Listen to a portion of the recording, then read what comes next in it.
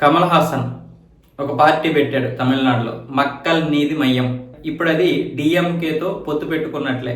నిజానికి మొదటి నుంచి కూడా స్టాలిన్తోనే అంటగాగుతున్నాడు కమల్ హాసన్. ఎందుకంటే ఆ పార్టీకి సరైనటువంటి ఓట్లు లేవు, సరైనటువంటి సీట్లు లేవు. కాకపోతే ఎంతో కొంత కమల్ హాసన్ మీద గౌరవంతోనో లేకపోతే ఆయన అభిమానులు ఒక 2-3% ఓట్లు ఉన్నాయని డిఎంకే వచ్చేసి కమల్ హాసన్ని గౌరవిస్తూ ఉంటుంది. అలాగా ఆయనకి కొంచెం ఈ గౌరవం ఇచ్చినట్లుగా నటిస్తూ ఆయన ఓటు బ్యాంకును అయితే క్యాష్ చేసుకోవాలని చూస్తున్నటువంటి స్టాలిన్ ఆయనకి ఇప్పుడు రాజ్యసభలో కూడా ఒక పదవి వచ్చేలా చేశాడు. దానివల్ల ఇప్పుడు కమల్ హాసన్ అయితే ఈ రాజ్యసభలో నిన్న ప్రమాణ స్వీకారం చేశాడు రాజ్యసభ సభ్యుడిగా.